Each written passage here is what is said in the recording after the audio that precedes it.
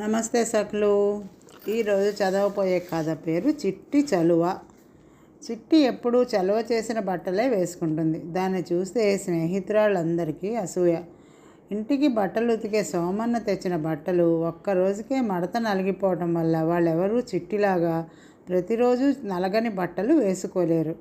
మరి చిట్టికైతే తన బట్టలు తనే చలువ చేసుకోవడం వచ్చు. చలువ చేయడం అంటే ఇస్త్రీ. ఏ రోజు బట్టలు ఆ రోజే ఉతుక్కున్నాక చిట్టి చేసే పని ఏంటంటే, ఒక చెంబు నిండా నిప్పులు పోసి ఆ చెంబుని మందమైన గుడ్డతో పట్టుకుని తన చొక్కాల మీద పరికిణీల మీద చలువ చేస్తుంది. ఇస్త్రీ చేసిన దాని బట్టల్ని సోమన్న కూడా మెచ్చుకుంటాడు. తల్లి మాత్రం చిట్టిని ఏనాడు మెచ్చుకోదు. దానికి ఆటల ధ్యాస ఎక్కువ. నాకేనాడు పనిలో సాయం చేయదు. అది బట్టల్ని ఎంత బాగా ఇస్త్రీ చేస్తే మాత్రం ఎవరికి కావాలి? అవన్నీ దాని బట్టలే కదా, పొరపాటున కూడా ఇతరుల బట్టలు ఇస్త్రీ చేయదు అంటుంది ఆమె. ఇదంతా తెలిసిన నానమ్మ ఒకనాడు చిట్టిని పిలిచి మందలించింది. చిట్టి లెక్క చేయకుండా, నేను అమ్మకి బోలెడు సహాయం చేస్తాను. అమ్మకి ఎంత పని చేసినా తృప్తి ఉండదు. ఎంతసేపు నన్ను తిట్టడమే. చిన్నపిల్లలు అన్నాక ఆడుకోకుండా ఎలా? అమ్మ నన్ను ఆడుకోవద్దు అంటుంది. అందుకే అమ్మ అంటే నాకు కోపం. అమ్మకి ఏ పని చేసి పెట్టను అని చెప్పింది. కోడల్ని తప్పు పడితే నాయనమ్మకు ఇష్టమే కదా. అందువల్ల ఆవిడ ఎంతో సంతోషించి, పోనీలేవే చిట్టి, అమ్మకి ఏ పనిలోనూ సాయపడకు, మరి ఇతరులకు సాయపడడానికే అని అడిగింది. నీకేం తెలియదు నానమ్మ. నాన్నగారేమో అస్తమాను మా చిట్టి సుకుమారి, దానికి ఏ పని చెప్పకు అంటారు. ఆయనకు ఏదైనా పని చేసి పెడితే నేను సుకుమారిని కాదనుకుంటారని భయం. అన్నయ్యకు పని చేద్దామంటే నేను వాడికంటే చిన్నదాన్నా మరి. అయినా సరే వాడు నన్ను ముద్దుగా చూడడు. అన్నింటికీ తన మాటే వినాలంటాడు. వాడికి నేనెందుకు పని చేయాలి? ఇక చెల్లాయి సంగతి విను. అది నాకంటే చిన్నదే కదా. అయినా పెద్దదానన్న సంగతి మరిచి నా మీద ఏమాత్రం గౌరవం లేకుండా మాట్లాడుతుంది. నేను చెప్పింది ఒక్కటి వినదు. పైగా తను చిన్నపిల్ల కాబట్టి ముద్దు చేయాలంటుంది. నా మాట విననప్పుడు నేను దాన్ని ఎందుకు ముద్దు చేస్తాను? దాని బట్టలు ఎందుకు ఇస్త్రీ చేస్తాను? నువ్వే చెప్పు అన్నది చిట్టి. చిట్టి మాటలకు నాయనమ్మ నవ్వి, అయితే నువ్వు ఎవరి పనులు చేయవన్నమాట, అవునా అని అడిగింది. ఎందుకు చేయను? నాకైతే నీ బట్టలు ఇస్త్రీ చేయాలని ఉంది. కానీ ఏం లాభం? నీకేమో మడి. నీ బట్టలు నువ్వే ఉతికి ఆరేసుకుంటావు. వాటిని ఇస్త్రీ చేయడానికి వీల్లేదంటావు అన్నది చిట్టి. ఆహా, నీవన్నీ మీ తాతయ్య తెలివితేటలే అంటూ నాయనమ్మ చిట్టిని దగ్గరగా తీసుకుని మురిసిపోయింది. ఇంతలో చిట్టి అమ్మ అక్కడికి వచ్చి, సోమన్న ఊళ్ళో లేడట, సాయంత్రం పేరంటానికి వెళ్ళాలి. పట్టుచీర బాగా నలిగిపోయింది, కాస్త ఇస్త్రీ చేసి పెట్టమ్మా చిట్టి అన్నది. నేను చేయను అన్నది చిట్టి పెడసరంగా. తల్లి చిట్టిని తిట్టసాగింది.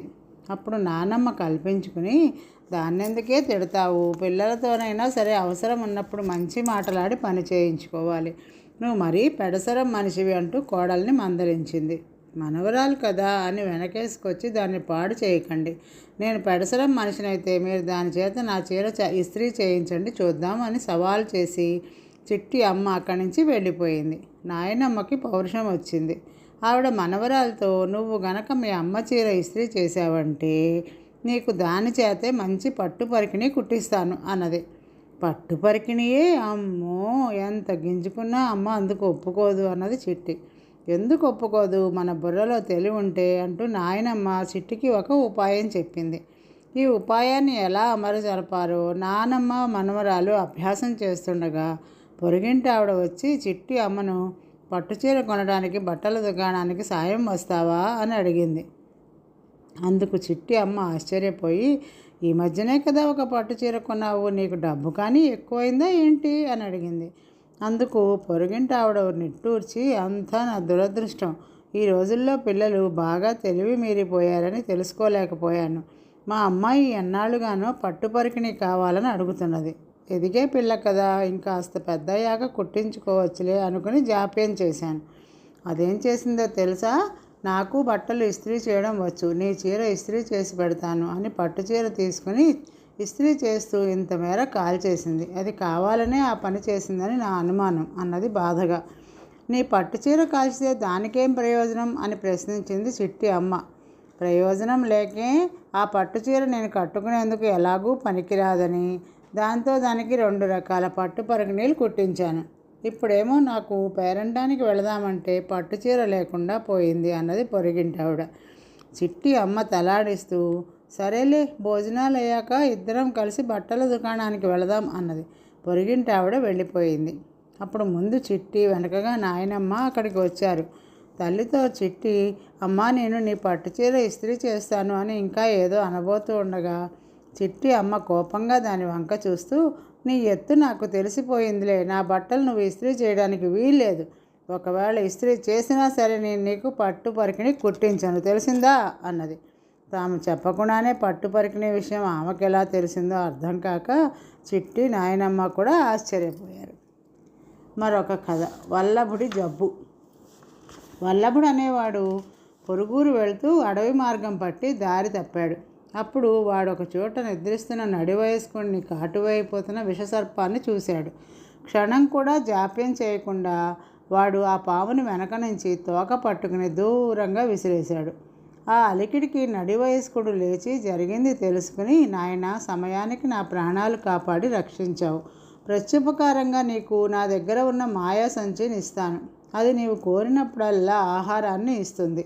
దాన్ని నీ అవసరాలకే వాడుకుంటూ దుర్వినియోగం చేయకుండా సుఖంగా జీవించు అన్నాడు. వల్లభుడు ఆశ్చర్యంగా, ఇటువంటి మాయా సంచి మీకెక్కడిది అని అడిగాడు.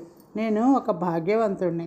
నా చుట్టూ చేరిన వారందరినీ, నా మేలు కోరిన వారిని భ్రమించి ఉన్నదంతా పోగొట్టుకున్నాను. నా ఆస్తిని కాజేసిన దుర్మార్గులు నన్ను ఇంట్లో నుంచి వెళ్ళగొట్టారు. నేను న్యాయాధికారికి ఫిర్యాదు చేశాను. ఆ దుర్మార్గులు న్యాయాధికారికి లంచం ఇచ్చి నాకు దేశ బహిష్కరణ విధించేలా చేశారు. నేను ఈ అడవి చేరుకుని ఒక మహాత్ముడి కంటపడ్డాను. ఆయన నా దుస్థితికి జాలిపడి నేను చేసిన పుణ్యాన్ని ఒక మాయ సంచిగా మార్చి నాకు ఇచ్చాడు. ఆ సంచిని అవసరానికి మాత్రమే వాడుకుంటూ మళ్ళీ మనుషుల మధ్యకు వెళ్ళడం ఇష్టం లేక ఇక్కడే కాలం గడుపుతున్నాను. ఇన్నాళ్లకు మనుషుల్లో ఒక మంచివాడిని చూశాను. నాకెంతో తృప్తిగా ఉన్నది అన్నాడు నడువయస్కుడు. ఈ మాయ సంచిని నాకు ఇస్తే మీకెలా గడుస్తుంది అన్నాడు వల్లభుడు బాధగా. ఇంతకాలం నాకు అపకారం చేసిన వాళ్ళకు కూడా డబ్బిచ్చి సహాయపడ్డాను. ఇంతకాలానికి నాకు ఉపకారం చేసిన మొదటి మనిషివి నువ్వు. నీకు ప్రత్యుపకారం చేయకుండా ఉండలేను. నన్ను గురించి ఆలోచించకు. నాకు ఎలాగో అలా రోజులు గడుస్తాయి అన్నాడు నడివయస్కుడు.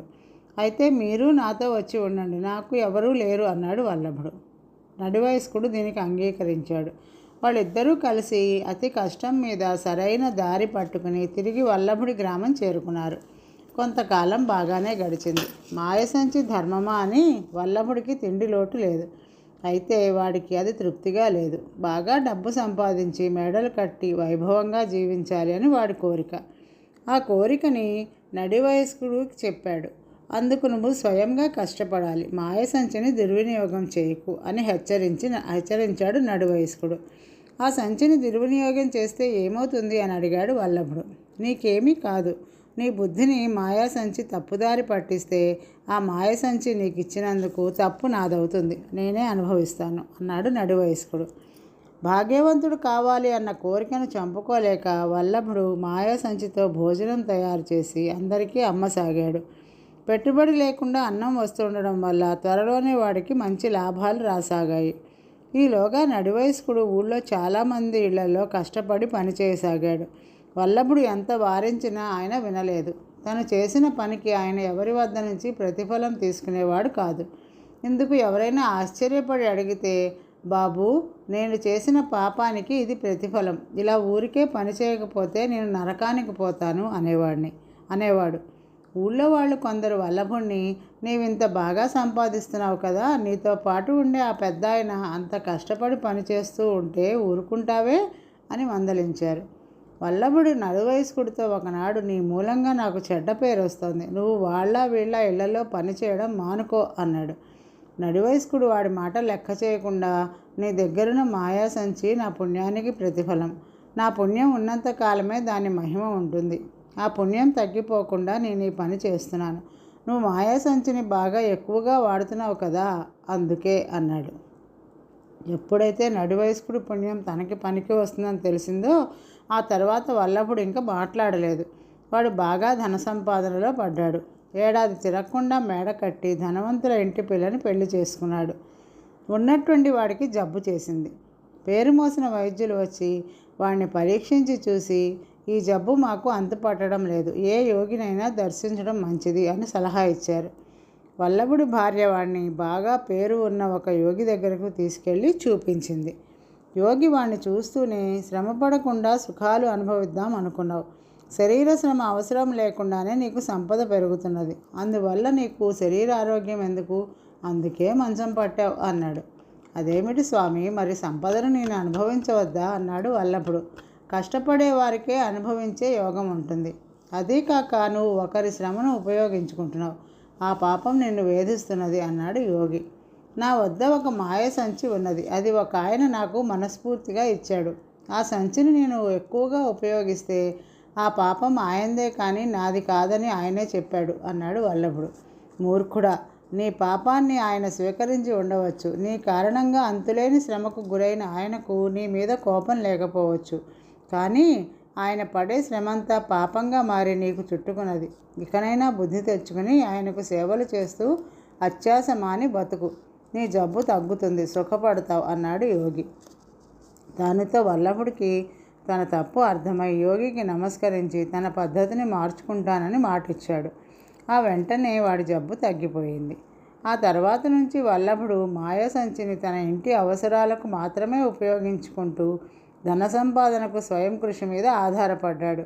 నడివయస్కుడిని ఎక్కడా పనిచేయనివ్వకుండా తనే ఆయనకు పరిచర్యలు చేస్తూ కన్న తండ్రిలా చూసుకున్నాడు. క్రమంగా వల్లభుడి సంపద పెరగసాగింది. వాడు కలకాలం ఆయురారోగ్యాలతో సకల సంపదలు అనుభవిస్తూ సుఖంగా జీవించసాగాడు. ఈరోజుకి కథ సమాప్తం సకులు. తిరిగి మరొక కథతో రేపు కలుద్దాం. నమస్తే.